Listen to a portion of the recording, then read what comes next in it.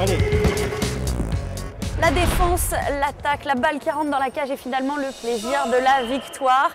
Nous sommes à une séance d'entraînement de foot fauteuil, une discipline qui permet aux personnes handicapées de connaître le plaisir du sport. Bienvenue dans votre émission Santé consacrée cette semaine à la gestion du handicap dans la vie quotidienne. Au sommaire de ce numéro, devenir parent avec un handicap. Elles sont sourdes, aveugles ou en fauteuil. Elles ont décidé d'avoir un enfant comme tout le monde. Reportage à Paris dans la seule maternité en France qui les aide à devenir maman. La science avance. Aujourd'hui, il existe des mains bioniques, un espoir pour les personnes amputées ou nées sans bras. Reportage en Grande-Bretagne avec un jeune garçon qui teste en ce moment une main intelligente. Vivre avec un handicap est d'autant plus difficile quand on vit avec peu de moyens ou dans un pays en développement. Mais dans ce petit village sur l'île indonésienne de Bali, être sourd est la normalité. Ici, tout le monde parle la langue des signes et les malentendants sont parfaitement intégrés. Mais d'abord, restez avec nous pour l'actu de la santé.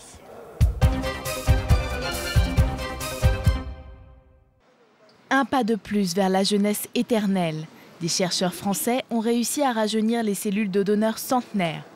Leur technique, reprogrammer les cellules en fin de vie au stade embryonnaire, un stade où elles sont capables de se différencier en cellules de cœur, de peau, de foie ou encore en neurones. Cette découverte permettrait de corriger certaines pathologies. Il suffirait alors de remplacer les cellules malades par de nouvelles en bonne santé.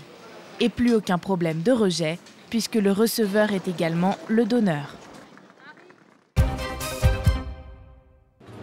Extraire une protéine humaine à partir de riz génétiquement modifiés, c'est l'exploit que des chercheurs chinois ont réussi à accomplir cette semaine. Cette protéine humaine, l'albumine, est généralement utilisée pour traiter les brûlures ou les maladies du foie. Pour l'heure, elle est exclusivement tirée de dons du sang. Mais une telle trouvaille permettrait de résoudre le problème persistant de pénurie d'albumine à travers le monde. Vous le voyez derrière moi, on peut donc parfaitement jouer au football en étant dans un fauteuil roulant. Mais comment faire lorsqu'on est handicapé et que l'on doit s'occuper de quelqu'un d'autre, d'un enfant en particulier? Comment avoir un bébé lorsqu'on est aveugle, sourd ou que l'on est en fauteuil? Une maternité à Paris accueille aujourd'hui les futures mamans handicapées. Reportage sur place.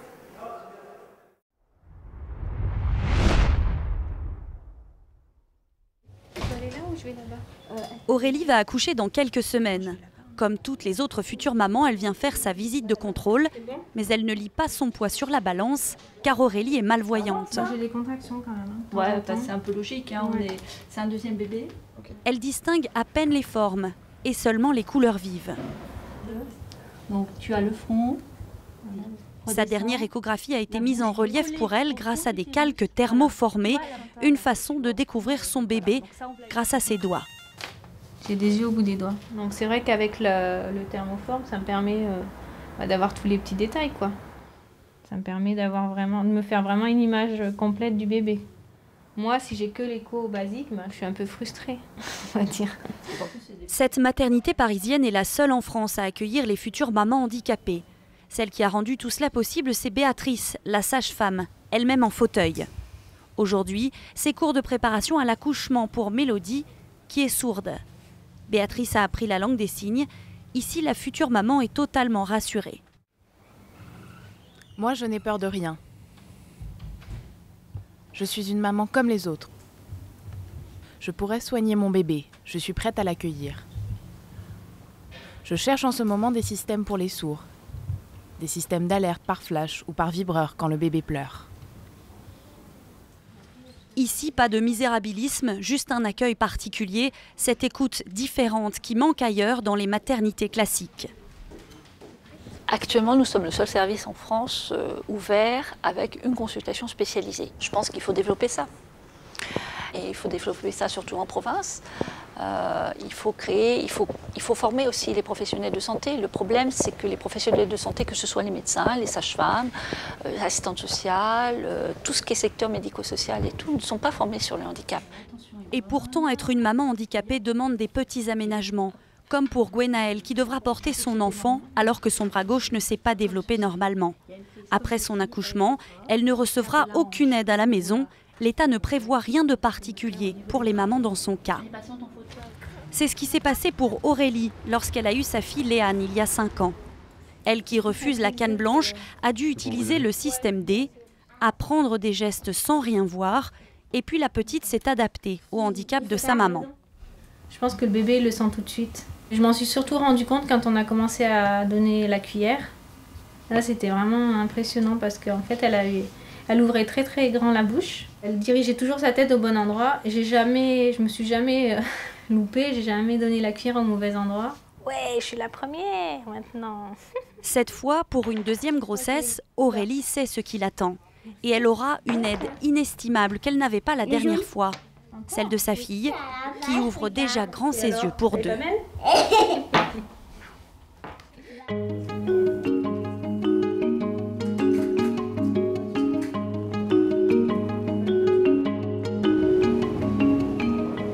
Nous sommes dans un centre de rééducation près de Paris. C'est ici que viennent les personnes amputées pour réapprendre à marcher avec des prothèses. Nous sommes avec Bernard qui a sa nouvelle prothèse de jambe, une nouvelle prothèse comparée à l'ancienne qui est de dernière technologie. Qu'est-ce que vous ressentez avec cette prothèse quand vous marchez? Une plus grande fluidité et un confort de marche accru et avec des douleurs dans le dos moins importantes. Alors c'est justement tout l'intérêt de ces nouvelles prothèses. Il faut savoir que de plus en plus sont fabriquées avec des technologies de pointe. C'est le cas de cette main artificielle en Grande-Bretagne, une main bionique et intelligente. Reportage sur place, regardez.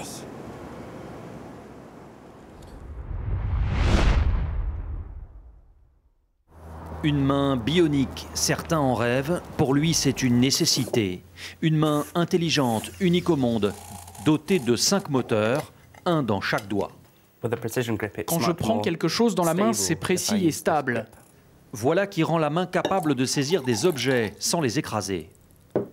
Boire et faire des gestes aussi simples que de se saisir d'un moulin à sel ou de régler la mise au point sur un appareil photo, tout cela n'était pas possible avant avec cette prothèse rudimentaire. Cette main est intelligente. Si elle détecte un objet, elle bloque la pression sur cet objet pour le saisir, alors qu'avec celle-là, elle l'écrasait. Aujourd'hui, ce jeune garçon de 14 ans, né sans son bras gauche, n'est plus limité dans ses mouvements. Un rêve qu'il a pu réaliser grâce à sa propre volonté. Passionné de Formule 1, c'est lui qui prend l'initiative d'écrire au patron d'une écurie allemande. Culotté, il lui demande de le financer et d'offrir sa technologie. À son grand étonnement, la marque répond favorablement. Mercedes a dit « Nous allons passer un accord avec l'entreprise qui fabrique le bras, nous allons partager notre technologie et en plus nous sommes d'accord pour faire baisser le coût. » Matthew fait quelques tests en laboratoire. Il doit encore s'habituer à cet appareil qui dispose d'électrodes et réagit à ses contractions musculaires. Bientôt, il pourra écrire de la main gauche alors qu'il est droitier. Déjà, il peut s'occuper du jardin, ce qui là l'amuse beaucoup moins.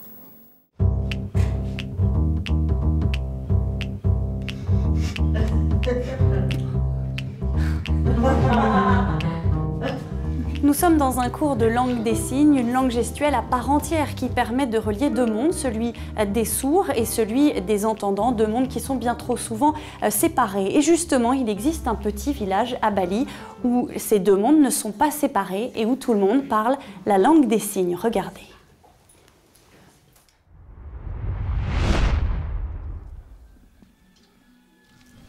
À Bengkale, le silence est d'or.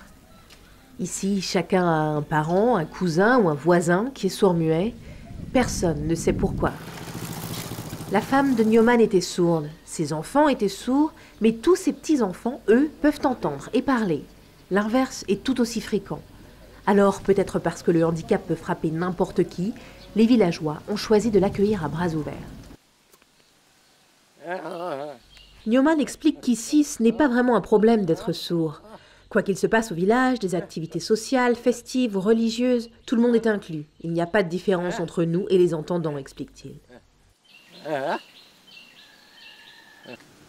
Tout comme les autres villages de Bali, Bengkale forme une communauté très soudée. Les travaux publics, comme réparer les conduites d'eau, sont effectués par des équipes de volontaires. Entendants ou non, peu importe. Ces deux hommes ont décidé de travailler ensemble, tout simplement parce qu'ils avaient les mêmes qualifications. C'est à nous de construire Bengkale.